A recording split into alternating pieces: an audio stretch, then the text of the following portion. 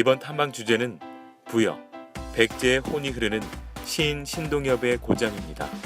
백제의 옛 수도 부여를 찾아가 제2의 부흥기를 맞으려 노력한 흔적이 담긴 정림사지 석탑과 백제의 마지막을 함께 겪어야 했던 부소산성 일대를 둘러보면서 백제 후반기의 역사를 되돌아보며 부소산성의 낙화암을 찾아가 의자왕과 삼천궁녀의 전설이 담긴 백강에 대한 이야기와 시인 신동엽의 고장인 부여 유적지를 돌아보면서 그의 시를 낭독하는 시간을 가졌습니다.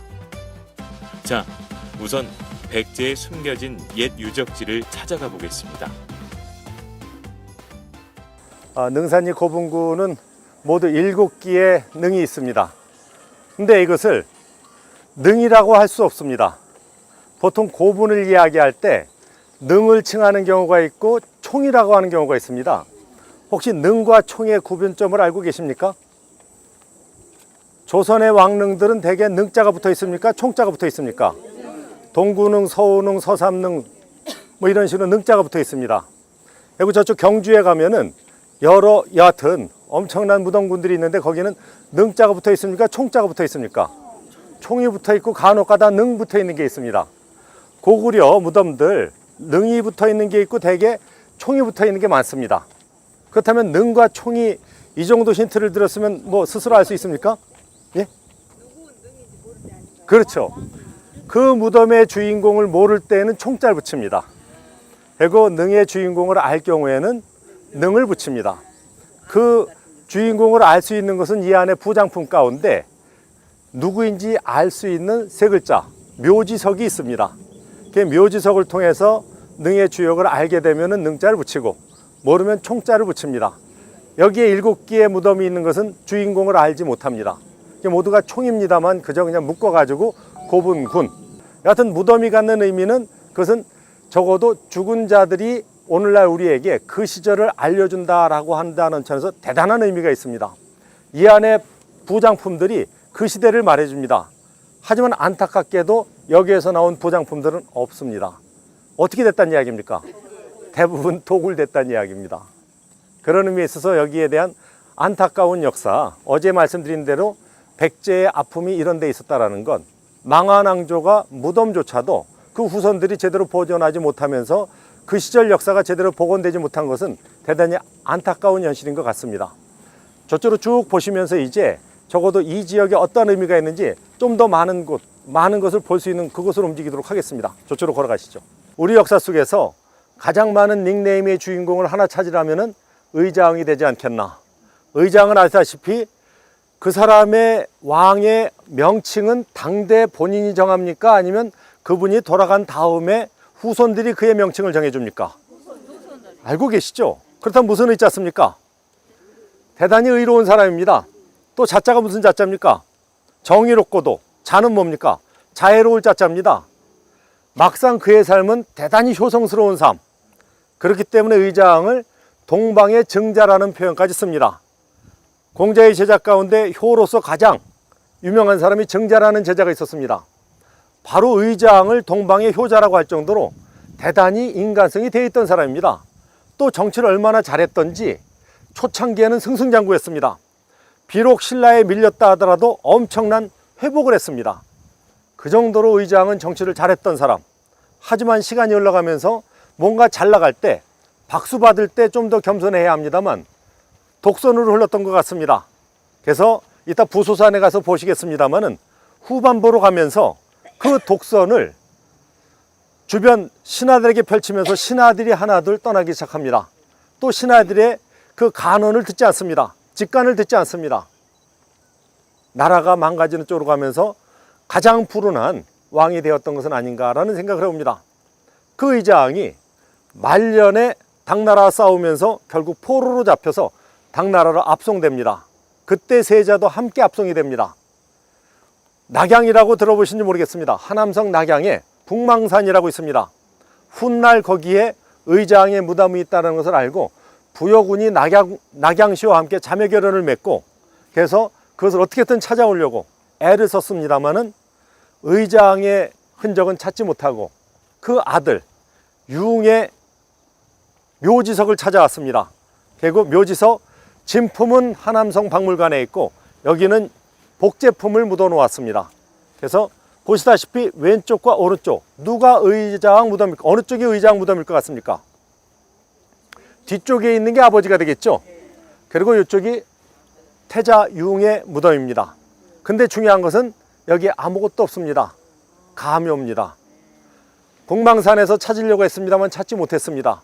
그래서 거기에 무덤이 있을 법한 곳 찾아서 거기에 흙을 갖다가 이게 봉안을 했습니다. 그리고 태자융 오른쪽에 왼쪽에 태자융은 묘지석을 넣어놨기 때문에 그나마 다행입니다. 거기에 그 유지가 그래도 묘지석 속에 담겨 있기 때문에 여기가 바로 망국의 한을 품고 있는 의장 무덤입니다.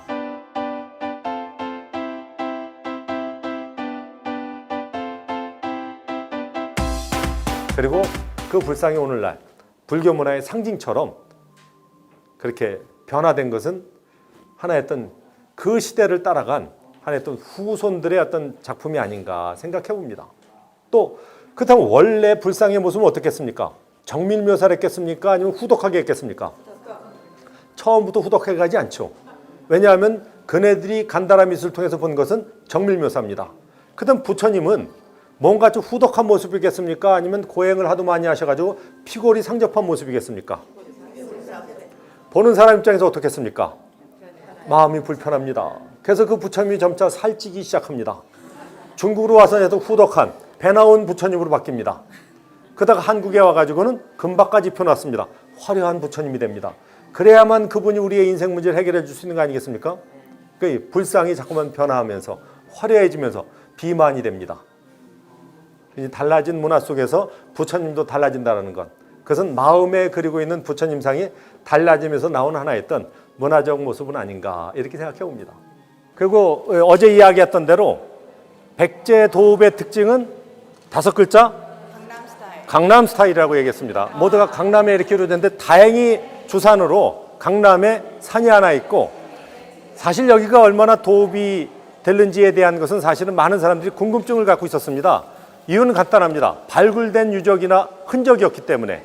근데 하나하나 발굴이 되면서 나타난 것이 바로 센터에 불교 국가인 백제에 정림사지터가 나오면서 그렇다면 이것은 여기가 왕궁터였겠다라고 하면서 또 발굴된 것이 주변을 감싸고 있는 나성. 그렇다면 저 강은 일반 성곽을 둘러싸고 있는 것을 2글자로 무엇이라고 얘기합니까? 뭔가 물이 이렇게 한 바퀴 돌리고 있는데 2글자로 해자라고 하지 않습니까? 자연해자가 있는 것이죠. 그리고 주산으로 부소산이 있고, 그리고 그 밑으로 중앙에 절이 있고, 그렇다면 뭔가 가람 배치가 전체 어떤 도읍의 배치가 자연스럽게 절 중심으로 이루어지는 거 아니겠습니까?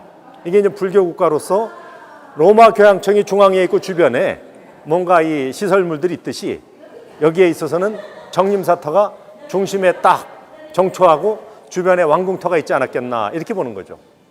이제 모양이 그대로 보입니다. 항공 촬영을 해보니까 여기가 도읍지로서 적절하다라고 생각한 것이죠.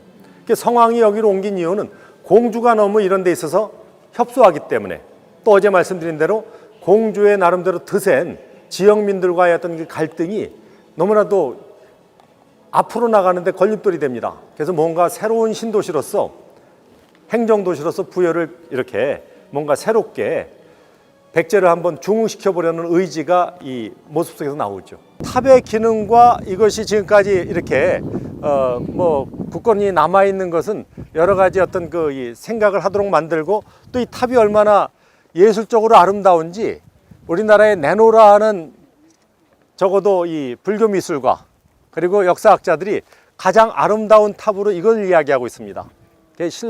백제의 상징으로 정림사 탑을 이야기하고, 아마도 오늘 저녁 그 백제문화재 개막식 전야제도 여기서 하는 것은 이것에 대한 어떤 상징적 의미가 강하지 않겠나 싶습니다.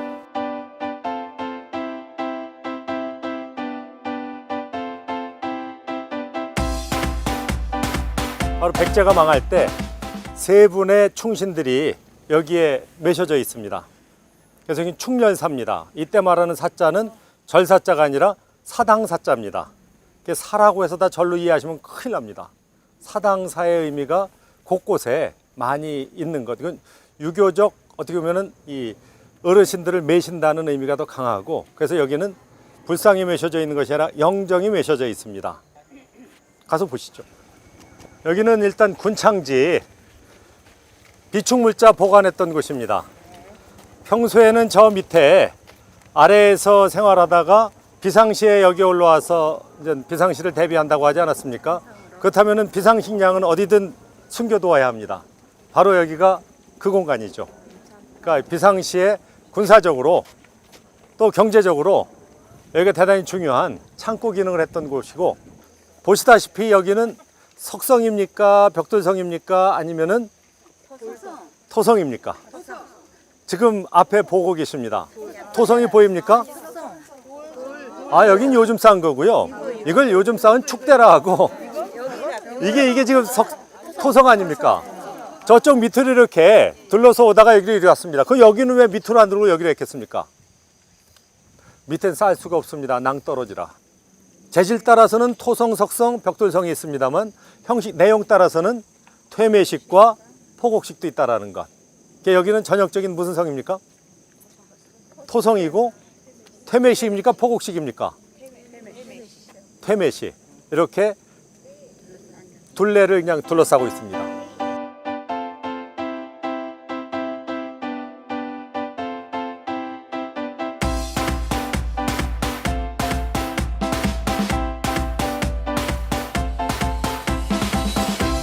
일단 왜 백강인지 말씀드리도록 하겠습니다. 본래 이름은 금강입니다만 요 구간만을 특별히 백강이라고 이야기합니다. 다른 말로 백마강. 금강도 요 구간만을 백마강이라고 하는데, 그것은 백제 멸망과 관계가 있습니다. 백제군이 여기서 마지막 항거를 할 때 당나라에서 소종반 군대가 오지 않았습니까? 13만 대군을 이끌고 여기에 왔습니다. 하지만 여기가 안개가 자욱하게 끼어 있었기 때문에 전쟁을 할 수 없었습니다. 원정 군대인 당나라가 여기서 어떻게 해서든 전쟁을 치러야 하는데 안개 때문에 전쟁을 하지 못합니다. 이때 이 동네 어른 한 분이 힌트를 줍니다. 여기에 적어도 백제의 선조들이 용이 돼가지고 이 백제를 보호하고 있다. 그래서 그 백제의 용들을 어떻게 해서든 처단해야 하는데, 그때 소종반 군대가 백마를 미끼로 해서 그 용들을 낚았다라고 해서 백마라는 말은 거기서 나온 겁니다. 어찌 보면은 아픔이죠. 그 백마가 미끼가 돼가지고 결국은 백제가 망하는데, 그래서 여기가 백마강이 됐다라고 하는 전설이 있습니다. 어차피 그건 내려오는 이야기이기 때문에 믿거나 말거나입니다. 편하게 생각하시면 됩니다. 아무튼 지금 백마강에서 우리 뱃놀이를 하고 있습니다. 잘 나름대로 느끼시면서 마지막 백제의 고도 부여의 그 맛을 만끽하시기 바랍니다. 태어나서 이게 부여에 올 기가 별로 없어가지고 못 와봤는데, 오늘 목포 시립도서관에서 이렇게 역사기행을 참 의미 있는 곳으로 선정해서 태어나서 처음으로 부여 공주를 오게 되었습니다. 참 의미 있는 날입니다. 우리 김덕균 교수님께서 정말 그동안 우리가 몰랐던 부분들을 잘 짚어주시고, 이곳에 3,000명이 떨어졌다는데 이건 상징적 의미고 어느 시인이 쓴 그 말씀이라고 들었습니다. 그 말씀이 교수님께서 말씀한 부분이 가장 의미 있게 와 닿았습니다. 우리 백제 우리 선인들이 그 살았던 흔적 그런 것이라든지, 또 이렇게 1300년 내지 1500년 정도 된 그 정림사지 5층 석탑이라든가 그러한 것이 우리 선인들의 얼이 그대로 그나마 남아있다는 것이 우리 문화를 보존시키고 할 수 있는 좋은 계기가 되지 않는가 싶고요. 저는 이 시립도서관에서 하는 기리의 탐방을 처음 와봤는데요. 정말 그 중학교 때 수학여행을 와보고 이 부여에 처음이거든요. 와서 보니까 정말 제 뿌리를 찾아서 이 백제라는 것을 다시 한번 상기시키기도 하고, 근데 이제 아까 갔던 그 정림사지 그런 것은 이제 처음 들어봤고요. 거기에 이 궁이 있었고 그 사비성이라는 그게 이제 있다라는 걸 다시 새삼 많이 배운 것 같아요. 이번 탐방의 주제 도서는 신동엽 시인의 껍데기는 가라입니다. 이 도서에는 살구 혁명에 대한 신동엽 시인의 남다른 집념이 시로 표현되어 있습니다. 목포시립도서관은 1974년 1월에 해안로에서 개관을 한 목포의 대표 도서관입니다. 현 위치로는 1989년 용당로에 새롭게 개관하여 1년에 40만 명 정도 도서관을 이용하고 있습니다. 도서관에서 운영하는 프로그램으로는 기류의 인문학과 도서관 문화학교의 교방공예와 디지털 카메라반을 운영하여 서로 간의 커뮤니티를 형성함으로 평생 교육기관으로서의 역할을 수행하고 있습니다. 특히 시민의 서재를 운영하고 있는데 25만 시민이 각각 읽었던 책을 추천하여 소개함으로써 시민 한 사람 한 사람이 모두 도서관의 주인이 될 수 있도록 노력하고 있습니다.